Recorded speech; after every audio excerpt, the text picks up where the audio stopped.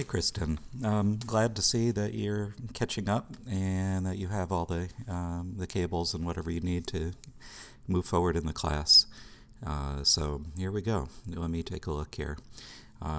This is interesting, looking straight at the sun peeking over the hill. The net basketball hoop here is low contrast. It's a little out of focus, and it's a bit blue also. So those things can all be corrected if you're working in color.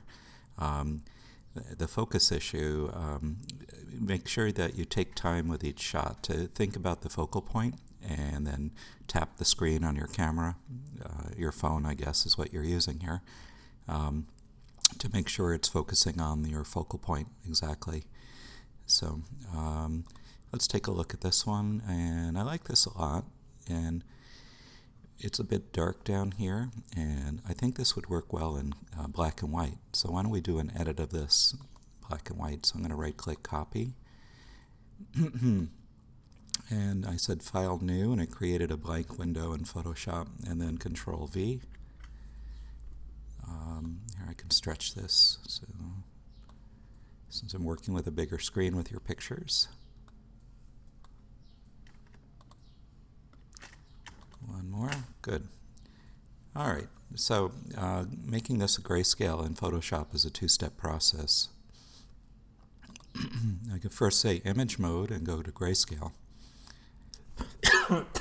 Excuse me. Hit Flatten and Discard.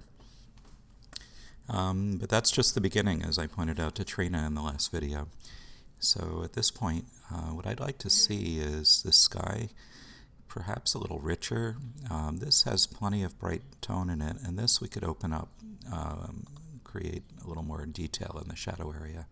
So I'm just taking the lasso, coming along in here, click Select and Mask, and feather this out to blend the picture, blend the selection line in so it doesn't have a sharp edge there. And then I'm going to hide this with Control H, and then Levels. Control L is the shortcut. And let's bring in our highlights. Yeah, highlights. I want to keep a sense of shadows, so I don't want to bring it all the way up like that, of course.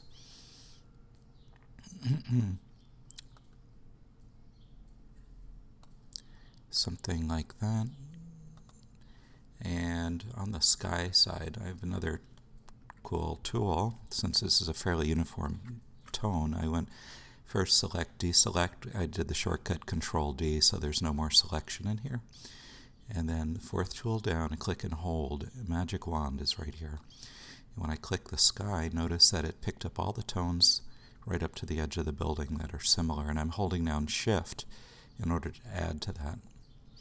And it made a really fast selection. I couldn't do that in the shadow area because of all these tones in here. I still want to mask it back, but it doesn't need quite as broad a mask, so I'm going to try 4 pixels. I'm going to hide it. I'm going to levels it, Control L, and bring up my shadow area for drama here.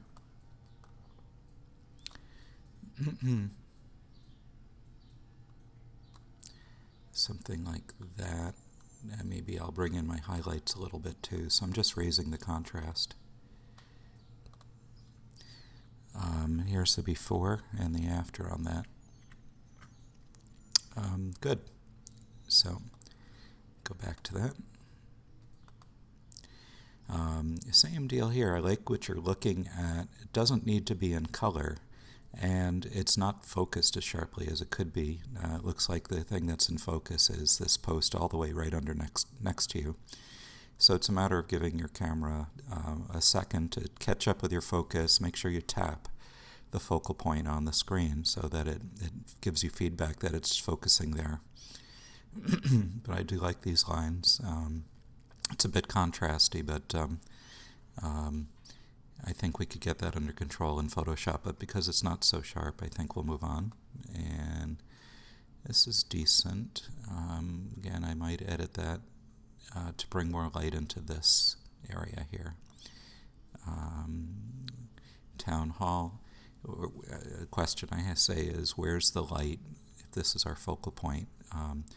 it's kind of all in a shadow, so it doesn't have the impact that the one I edited for you does with the blast of sunlight. That's this one on the building here.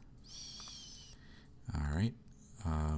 Yeah, not very successful. The camera can't decide, is it trying to shoot the foreground or the background? And it's underexposed the foreground and overexposed the background. That's why it's so bright.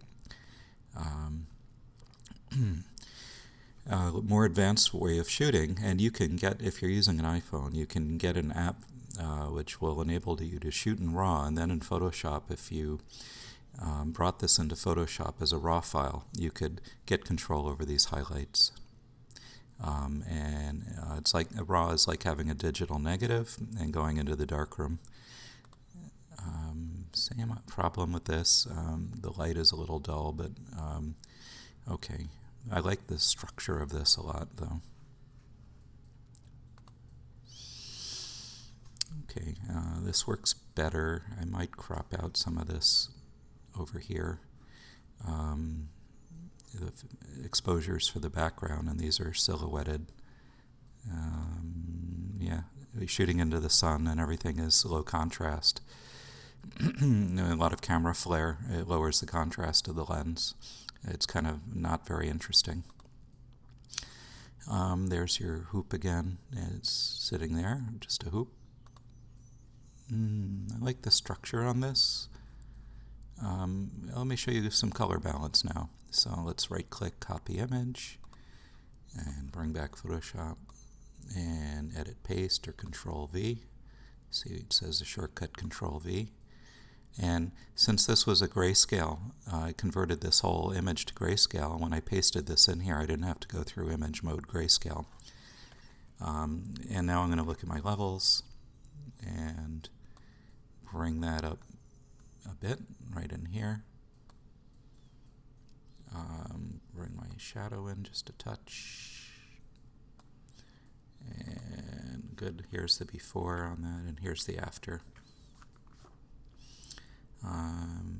Thinking this vertical is just fine the way it is, so I don't need to rotate this at all.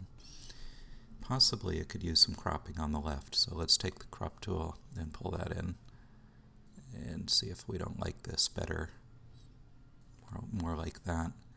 So it's emphasizing the symmetry across this sharp edge of the building, shadow and highlight. Here's the before and after. I think I do like after better. Okay, good.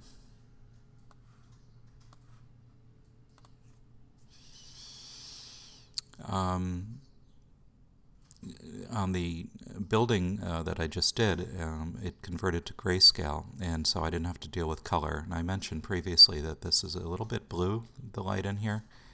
So why don't we do an edit in color on that one? So I'm going to right-click, copy, and do a color balance one. And so I'll say File, New, and Clipboard, Create, and Paste, edit, Control-V, or edit, paste. When one quick approach in the Levels tool, Control-L, is that there's 3 eyedroppers, and the middle eyedropper, whatever it clicks on, will turn it to a mid-gray. So we can see that there's some nice grays on this post, and I'm going to click on the post, and notice how it warmed everything up a little bit. Here's the before, kind of bluish, and after. It's not a magic bullet all the time, though, so the better approach is to go Control-B or Image Adjustment Color Balance. And when I see blue tones like this, it also could be cyan.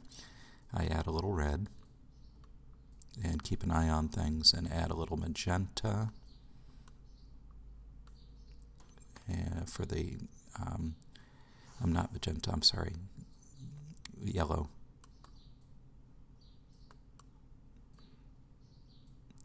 Little yellow, a little red, until the post loses all the blue. So there's still a little bluish color here, and that's fine, that was probably there. But I've taken out, it's subtle stuff, but it makes a big difference. Here's the before again, and after. Okay, pull that out.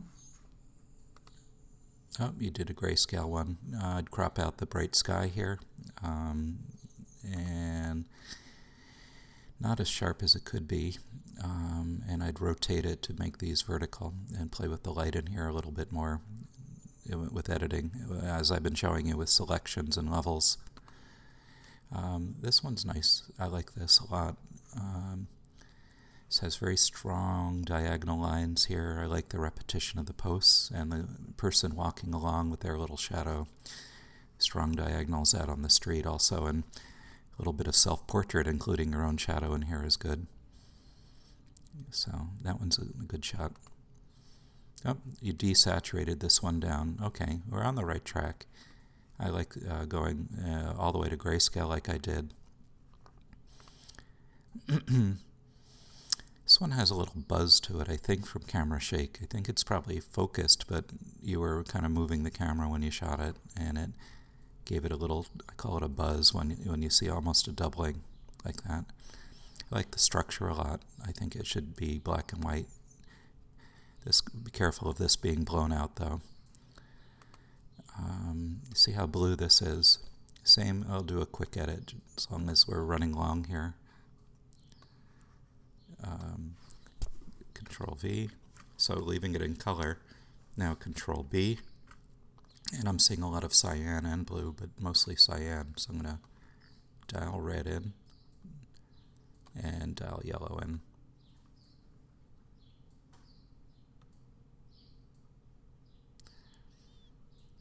And basically kind of like that. Here's the before, very blue, cyan, after. Okay, that's it. See you on the blog.